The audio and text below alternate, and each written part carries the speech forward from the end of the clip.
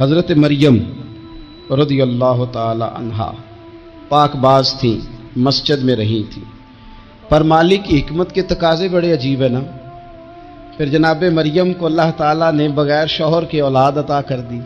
یہ بات ہی ایسی تھی، کسی نے کہا تھا کہ مخلوق تو فنکار ہے اس درجہ کے پل بھر میں سنگے در کعبہ سے بھی اصنام تراشے، تم کون ہو کیا چیز ہے داغ کبابی، لوگوں نے تو مریم پہ بھی الزام تراشے۔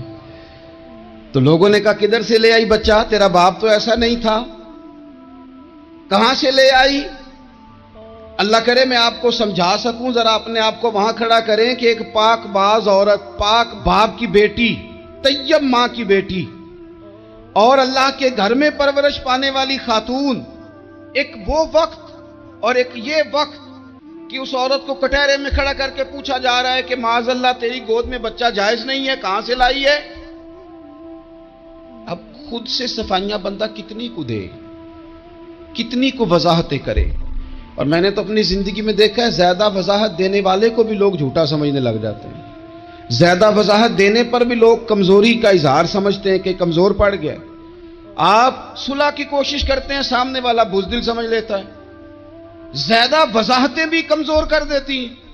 اب حضرت مریم کو کٹہرے میں کھڑا کر کے کہا بچہ کس کا ہے؟ تو پھر خدا بندوبست جب کرے، اللہ جب مددگار ہو، تو پھر حضرت مریم کی گواہی درختوں سے نہیں دلوائی، اس نے پتوں سے نہیں دلوائی، پھر فرشتے نہیں بھیجے۔ حضرت مریم کہنے لگی مجھ سے نہ پوچھو، وہ جو پنگوڑے میں ہے اسی سے پوچھ لو، ان سے پوچھو نا، وہ کون ہے پوچھ لو، ان سے کر لو سوال۔ انہوں نے کہا پنگوڑے میں چند دنوں کا بچہ، یہ جواب دے گا؟ مددگار تھا رب، ان کی برات کا اعلان کرنا تھا مالک نے، اور جب مالک اعلان کر دے، جب مالک تیری صفائی دینا چاہے، جب مالک تجھے دنیا کے سامنے نکھارنا چاہے، تو پنگوڑے میں لیٹے حضرت عیسیٰ بول کے کہنے لگے انی عبداللہ آتانی الکتاب، فرمایا میں اللہ کا بندہ ہوں، رب نے مجھے کتاب عطا کر کے نبی بنا کے دنیا میں بھیجا ہے، میں اللہ کا بندہ ہوں، کتاب لے کے آیا ہوں، نبی بن کے آیا ہوں۔ پھر پنگوڑے سے اعلان ہو گیا، پھر بچہ بول پڑا۔ اور یہ ایک دفعہ نہیں بات ہوئی، یہ بنی اسرائیل میں ایک جریج نام کے شخص بھی تھے جو نماز پڑھ رہے تھے، بعض نے لکھا ہے نفل نماز تھی، اماں نے پکارا تو آئے نہیں، تو ماں کے منہ سے نکل گیا تو اتنی دیر تک مرے گا نہیں جب تک کسی بے حیا عورت کا منہ نہ دیکھ لے۔ تو وہ عبادت گزار تھے، لیکن لوگوں نے ان کی عبادت، ریاضت، پرہیزگاری کو نہیں دیکھا، بس ایک عورت کو بھیج کے الزام لگوا دیا۔ وہ عورت آیا جایا کرتی تھی، اب آ جاتی ہیں عورتیں، مسئلہ پوچھنے کی نیت سے بھی آ جاتی ہیں۔ ماحول میں کچھ جگہ ایسی بھی ہیں جہاں عورتیں دم کرانے کے بہانے آ جاتی ہیں۔ وہ خاتون آتی جاتی تھی اس خانقاہ پہ، آستانے پہ، یہ بخاری میں موجود ہے، پھر اس نے کہا میری گود میں جو بچہ ہے یہ انہی کا ہے۔ مجھے بتائیں کیسے بندہ وضاحت دے؟ حالات خراب ہو گئے، لوگ کٹیا جلانے لگے، ماحول اور طرح کا بن گیا۔ میرے نبی پاک علیہ الصلوۃ والسلام فرماتے ہیں پھر اس رب کے بندے نے کہا مالک تو کریم ہے، تیری مشیت کا تقاضا آیا جو میری ماں نے جملے بولے تھے، پر اب میں وضاحت دینے کے قابل نہیں رہا، اب تو ہی کرم کرے گا تو دروازہ کھلے گا۔ تو وہ چند دنوں کا بچہ پنگوڑے میں بول کے کہنے لگا میں اس درویش کا نہیں، میں تو فلانے چرواہے کا بچہ ہوں، وہ جو بکریاں چراتا ہے۔ رب کی مدد کو پکاریں، اپنے ساتھ اپنے مالک کی مدد کو شامل کریں، تھوڑے رزق پر بھی گزارا اچھا ہونے لگ جائے گا۔ سارے لوگ آپ کو گرانے کی تدبیریں کر رہے ہوں گے اور مالک آپ کو عزتیں عطا فرما دے گا، اس کی بارگاہ سے حکمت کا تقاضا اور ہو جائے گا۔ ہم نے ساری زندگی لوگوں کو راضی کرنے میں گزار دی۔ تو میرے عزیز، جب سب سے بڑھ کر وہ دیتا ہے، سب سے زیادہ نوازتا ہے، سب سے زیادہ پیار کرتا ہے، تو پھر وہ فرماتا ہے یا ایھا الذین آمنوا اذکروا اللہ ذکرا کثیرا، اے ایمان والو اپنے رب کا کثرت کے ساتھ ذکر کرو، وسبحوہ بکرۃ واصیلا، صبح و شام اسی کی پاکی بیان کرو، صبح و شام اللہ ہی کا ذکر، اسی کی پاکی۔ بہت زیادہ تفصیلات نہیں، لمبی ڈیٹیل نہیں، صرف آپ اتنا تجربہ کر لیں کہ ہم دن میں اپنی تعریف زیادہ کرتے ہیں یا اپنے رب کی تعریف زیادہ کرتے ہیں۔ ہمارا اپنے آپ کو سجانے سنوارنے میں خیال زیادہ رہتا ہے یا رب کی رضا پہ توجہ زیادہ رہتی ہے؟ ہمارا اب یہ مزاج بن گیا ہے کہ ہر چیز سے گھیر گھار کے ہم اپنے آپ پر ہر چیز کو لے آئے ہیں. ہم اپنے آپ سے شروع ہوتے ہیں، اپنے پر ختم ہوتے ہیں. میرے رسول پاک صلی اللہ علیہ وسلم نے فرمایا جو اللہ کا ذکر کرے اور جو اللہ کا ذکر نہ کرے، مثل الحی والمیت، ان کی مثال اس طرح ہے جس طرح زندہ اور مردہ کی ہوتی ہے. گویا ذکر کرنے والا زندہ ہے، نہ کرنے والا مردہ ہے. یہ جس نے سارا دن رب کو یاد ہی نہیں کیا، اس کو سارا دن خیال ہی نہیں آیا. آپ کہیں سفر پہ نکلے ہوں، کہیں آپ دور گئے ہوں نا، تو آپ کو خیال آتا ہے یار صبح کی میں نے گھر ہی بات نہیں کی، صبح سے میں نے آج گھر فون نہیں کیا، کوئی رابطہ نہیں کیا، کوئی معلومات نہیں کی. گھر میں سے کوئی سفر پہ ہو، ایک تو یہ کہ آپ گئے ہوں اور ایک یہ کہ کوئی گھر میں سے گیا ہو، تو دن میں اسے فون کر کے پوچھنے کہاں پہنچے ہو، جس کام گئے تھے اس کا کیا بنا، خیال آتا ہے. اور اگر آپ نے کسی کو بھیجا ہو اور پیچھے سے فون نہ کریں تو وہ بھی کہہ دیتا ہے یار تو نے سارا دن حال ہی نہیں پوچھا. یعنی بندوں کے ساتھ بندوں کا رشتہ ہو تو دن میں یاد نہ کریں تو شکوہ آتا ہے. تو مجھے بتاؤ سارا دن ہی گزر جائے، ایک تسبیح بھی نہ پڑھی جائے، یعنی سارا دن بیت جائے اور انسان ایک تسبیح سبحان اللہ کی نہ پڑھ سکے. باقی اسے ساری کہانیاں آتی ہوں، باقی اسے سارا پتا ہو، لیکن سارا دن بیت گیا، 24 گھنٹے گزر گئے اور اس کو اتنی توفیق نہیں ہوئی کہ 100 دفعہ مدینے والے رسول پہ درود و سلام ہی پڑھ لیتا. سارا دن ہی گزر گیا، اس نے سوچا ہی نہیں. تو ہم نے یہ کیا ہے کہ ہمارا جو خاص ذکر کرنے کا مزاج اور ماحول اور شوق ہونا چاہیے تھا، وہ شوق ہمارا برقرار نہیں رہا، وہ ذوق نہیں ہمارا رہا. یعنی فارغ بیٹھے لوگ ہیں، بڑی دیر فارغ بیٹھے ہیں، کہتے ہیں جی میں صبح سے فارغ ہوں، بور ہو رہا تھا، کوئی سپارہ پڑھ لینا تھا، کچھ تھوڑا سا نا مہربانی کر لینی تھی، کچھ آپ نے ایک تسبیح استغفار کی پڑھ لینی تھی. کس طرح آپ بور ہو گئے؟ آپ نے سارا دن اللہ کو یاد ہی نہیں کیا، توجہ ہی نہیں فرمائی. اور پھر اگر آپ اللہ کا ذکر کریں اور جس صفاتی نام کے ساتھ آپ اپنے رب کو یاد کر رہے ہیں اس کا معنی سمجھ کے کریں، یا رحمان یا اللہ، یا رحمان یا رحمان یا رحمان، جب آپ کہیں گے تو پھر عرش کا مالک بڑی رحمت نازل فرمائے.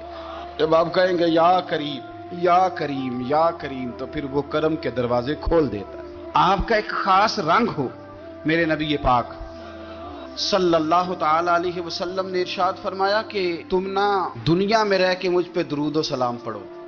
فرمایا قیامت میں جب تمہارا دشوار گزار گھاٹیوں سے گزر ہوگا نا، یہاں تم بیٹھو گے سوگ کے ساتھ درود پڑھو گے، لیکن فرمایا قیامت والے دن جب تمہیں دشوار گزار اور سخت راستوں سے گزرنا پڑے گا نا، تو دنیا میں سوگ کے ساتھ پڑا ہوا درود و سلام وہاں تمہارے لیے نور بن جائے گا اور تمہیں رستہ دکھائے گا. تمہارا درود و سلام تمہیں ذوق دلائے گا. اور میں نے ایسے لوگ بھی دیکھے دین کے لیے وقت گزارا، لیکن جب بڑھاپے میں دانت کام نہ کرتے تھے تو وقت کے مفتیوں کو بھی مسجدوں کی کمیٹیوں نے کہہ دیا اب آپ کی سمجھ نہیں آتی، ہم نے خطیب کو یور رکھنا ہے، نہ دیکھو دنیا کی طرف، دنیا رلا دیتی ہے، نہ راضی کرو بندوں کو، بندے تھکا دیتے ہیں، نہ پیچھے بھاگو ہر وقت دنیا داروں کے، یہ انسان کو کمزور کر دیتے ہیں.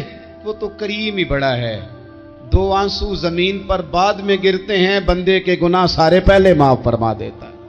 اللہ کی مدد کا حصول، اپنے مالک کی مدد کی طرف بڑھنا. آپ کو بدر کی جنگ بھی یہی درس دے گی، آپ کو احد کا میدان بھی یہی سبق دے گا، فتح مکہ بھی یہی سبق دے گا. میرے دوستو، جب رب مدد فرمائے، جب اللہ مددگار بنے. دوستوں سے ایک بات اکثر کرتا ہوں، میں کہتا ہوں کہ جتنے درد سے آپ امیر کو اپنی کہانی سناتے ہیں نا، اور جس طرح آپ کے آنسو بات کرنے سے پہلے گر جاتے ہیں کہ غریب ہیں، بچیاں ہیں، کاروبار نہیں، او میرے سنگیو، اس سے آدھے آنسو اپنے رب کی بارگاہ میں بکھیرو، اس کے حضور عرض گزار ہو جاؤ، اس سے طلب کرو. ایک وقت انسان پر زندگی میں ایسا آتا ہے کہ اسے یوں محسوس ہوتا ہے کہ میرا سایہ بھی ذرا سا پیچھے ہٹ گیا ہے. اسے یوں لگتا ہے کہ میں کسی سہارے پہ ہاتھ ڈالتا ہوں تو وہ بھاگ جاتا ہے مجھ سے.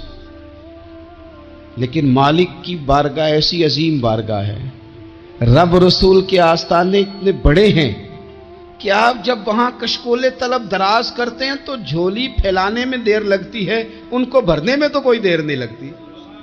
ہم نے اپنا سوچ کا قبلہ ہی دنیا کو بنا لیا ہے۔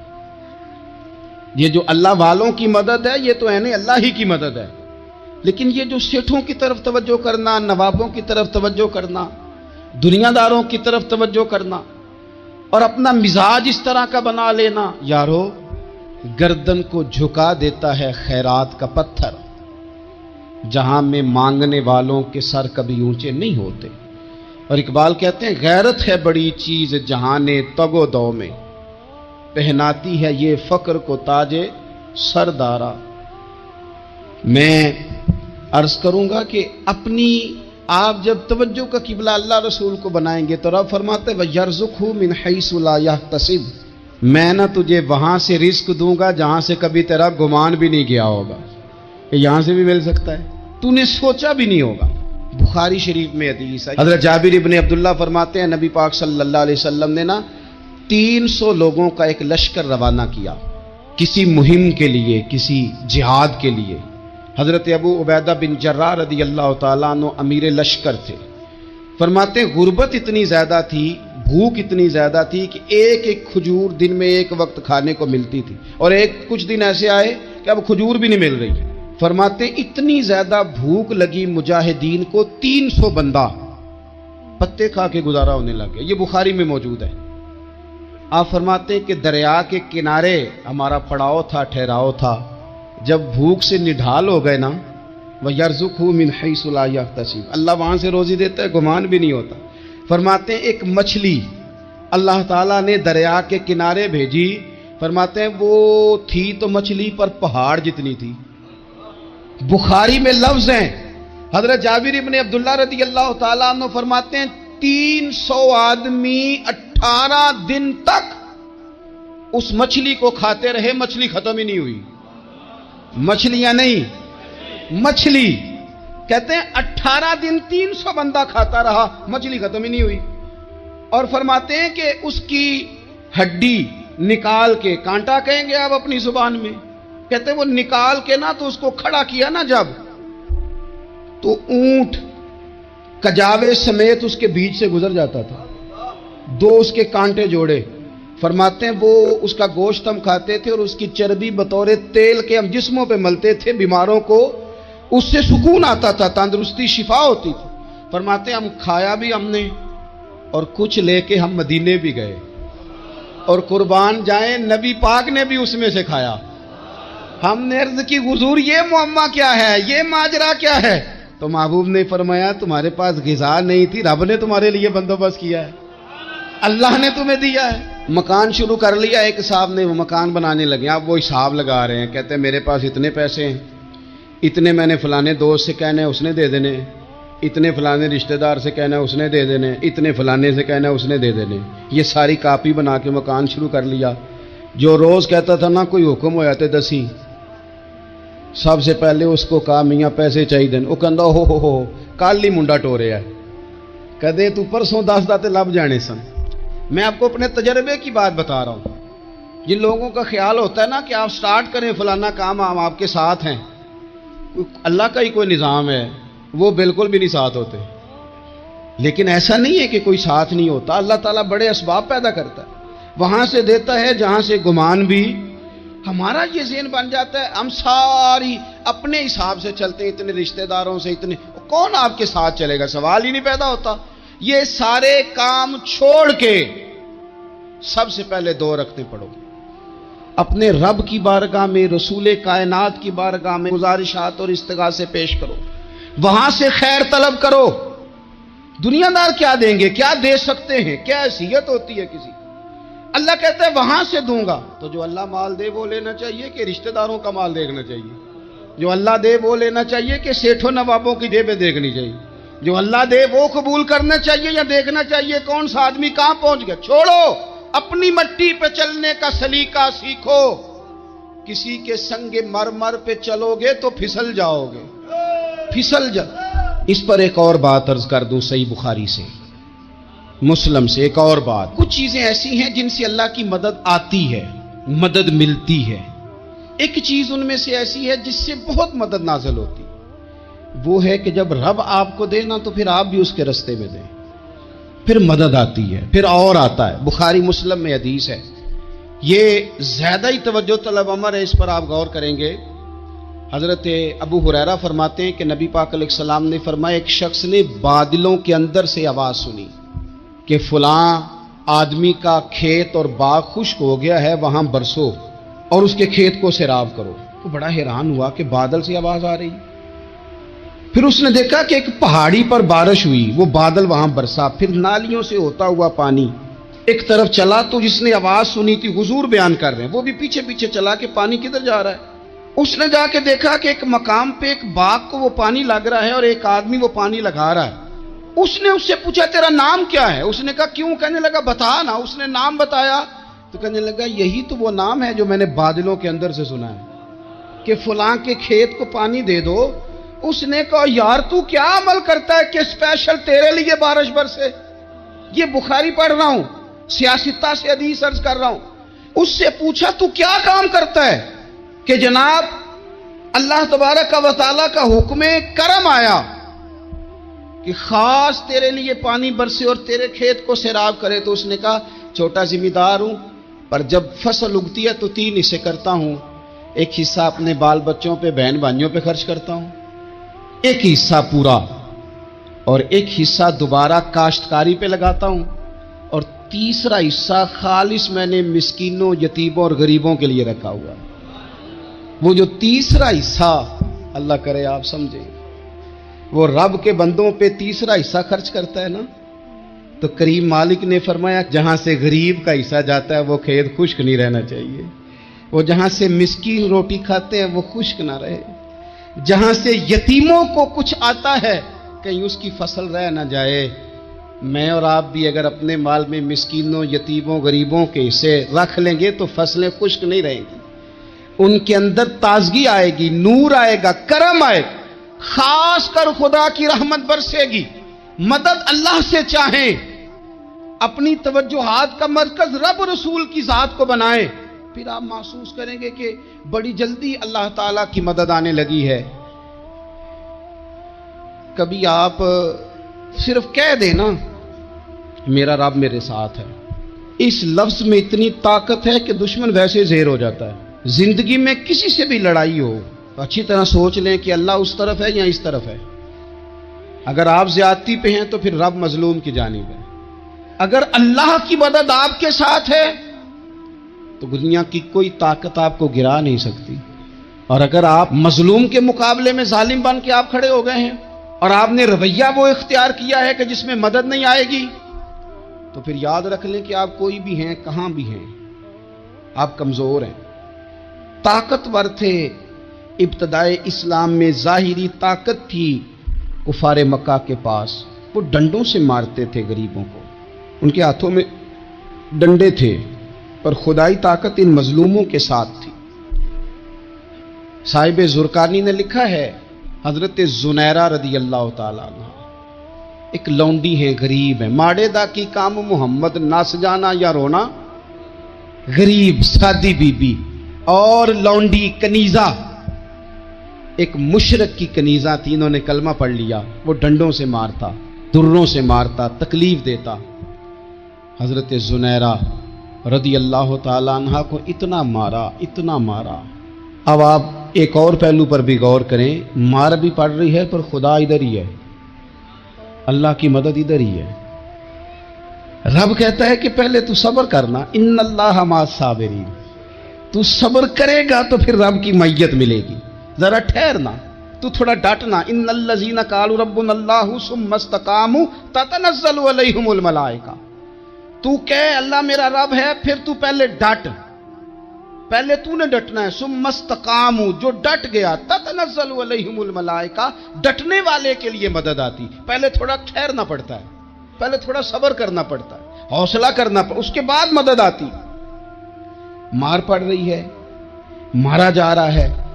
حضرت زنیرہ کو ان کا مالک جو ہے ظاہری آقا وہ مار رہا ہے، یہ کنیزہ ہے، ماں اتنا مارا ان کی بینائی چلی گئی، نظر آنا بند ہو گیا۔